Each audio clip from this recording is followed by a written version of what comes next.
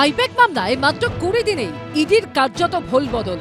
15ই জানুয়ারি যে ED supreme কোর্টে দাঁড়িয়ে দ্রুত শুনানির কথা বলেছিল, 3রা ফেব্রুয়ারি অর্থাৎ মঙ্গলবার তারাই সর্বোচ্চ আদালতে সময় চাইল, যার জেরে আইপ্যাক মামলা এক সপ্তাহ পিছিয়ে গেল। 8ই জানুয়ারি আইপ্যাকের অফিস এবং আইপ্যাক কর্ণধার প্রতীক জৈনের বাড়িতে তল্লাশি চালায় ইডি। তল্লাশির মাঝেই 2 জায়গায় পৌঁছন মুখ্যমন্ত্রী, তারপর ভিতরে ঢুকে বেরিয়ে আসেন ফাইল এবং নথি হাতে।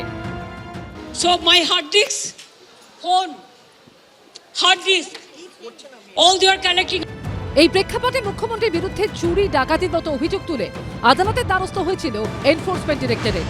কিন্তু মঙ্গলবার আইপ্যাক মামলার শুনানির আগে মমতা বন্দ্যোপাধ্যায় সুপ্রিম কোর্টে যে হলফনামা দেন, সেখানে দাবি করা হয় মুখ্যমন্ত্রী বিনীতভাবে ইডির অফিসারদের কাছে দল সংক্রান্ত তথ্য নেওয়ার অনুমতি চান। উপস্থিত ইডি অফিসাররা তাতে আপত্তি করেননি এবং তাকে ফাইল এবং ডিভাইস নেওয়ার অনুমতি দেন। তা করার পর ইডি অফিসারদের অসুবিধা না করে সেখান থেকে বেরিয়ে যান মমতা বন্দ্যোপাধ্যায়। তার অনেকক্ষণ পর অবধি তথাকথিত এই তল্লাশি চলে। মঙ্গলবার শুনানি শুরু হতেই এই হলফনামা পড়ে দেখার জন্য সুপ্রিম কোর্টের কাছে সময় চায় কেন্দ্রীয় এজেন্সি ইডি, যারা কিনা এর আগে মুখ্যমন্ত্রীর বিরুদ্ধে চুরি ডাকাতির মতো অভিযোগ করেছিল। আর তার জেরে এই শুনানি এক সপ্তাহ পিছিয়ে যায়। যা ঘটেছে, যেটা সত্য ঘটনা, সেটা সম্পর্কে বলবে বা এবং সেটাকে যারা কাউন্টার করবে, যদি সেটা সত্য দিয়েই কাউন্টার করতে হয় তাহলে সময় লাগার কথা নয়। এবং সময় বিবেচনা করে একটা গুরুত্বপূর্ণ মামলা, আপনারা জানেন সারা ভারতবর্ষের মিডিয়া সেটাকে ফলো আপ করছে, সেখানে একটা ক্যাজুয়াল অ্যাপ্রোচ হয়ে যাচ্ছে ইডির বলে আমার মনে হচ্ছে। আরেকটা যেটা আমার ধারণা, সেটা হচ্ছে ইডি হয়তো জানেই না তারা এক্স্যাক্টলি উত্তরে বলবেটা কি। এই প্রসঙ্গে অনেকে মনে করিয়ে দিচ্ছেন, 15ই জানুয়ারি সুপ্রিম কোর্টে এই মামলার শুনানি চলাকালীনই কেন্দ্রীয় এজেন্সির তরফে যখন একের পর এক অভিযোগ তোলা হচ্ছিল, তখন মমতা বন্দ্যোপাধ্যায়, রাজ্য সরকার এবং রাজ্য পুলিশের তরফে জবাব দেওয়ার জন্য 3 সপ্তাহ সময় চাওয়া হয়েছিল। কিন্তু তার তীব্র বিরোধিতা করেছিল ইডি। 3 আগে যারা রাজ্য সরকারের সময় চাওয়ার তীব্র বিরোধিতা করেছিলেন, সেই ইডি এখন সময় চাওয়ায় বিস্মিত অনেকেই।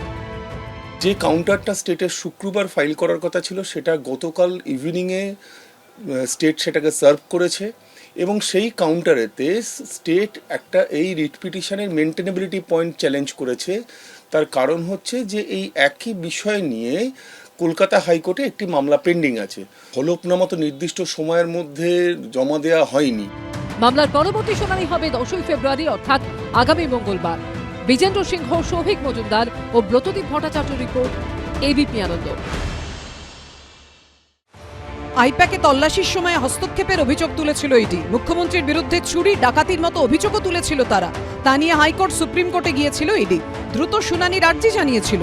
অথচ মঙ্গলবার সুপ্রিম কোর্টে যাদের সময় চাওয়ার জেরে শুনানি পিছিয়ে গেল, সেটাও ইডি।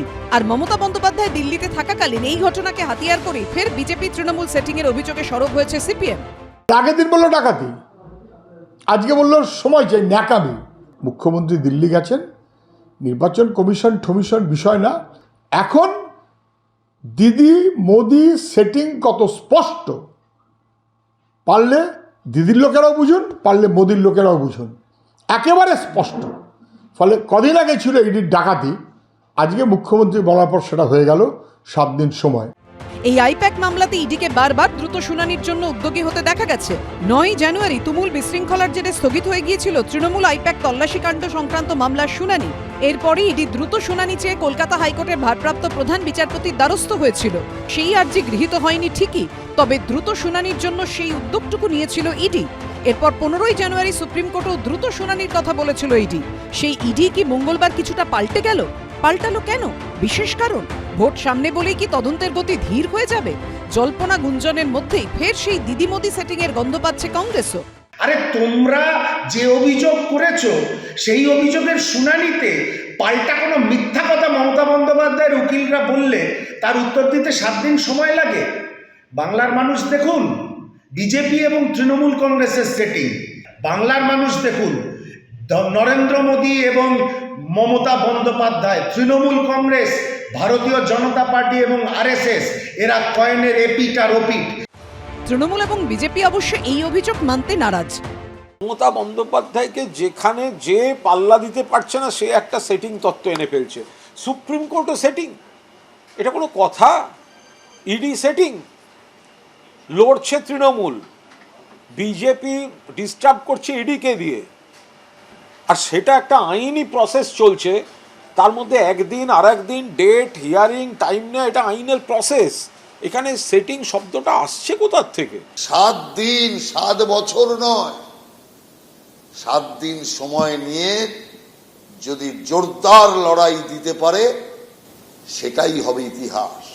সেই কারণে সিপিএম কংগ্রেসের মতো নির্বোধ পার্টিদের বোঝাতে চায়, যখন বাঘ শিকার করে না তখন 3 পা পেছনে আসে আর তারপরে শিকারের দিকে ঝাঁপিয়ে পড়ে নিশ্চিত শিকার করে।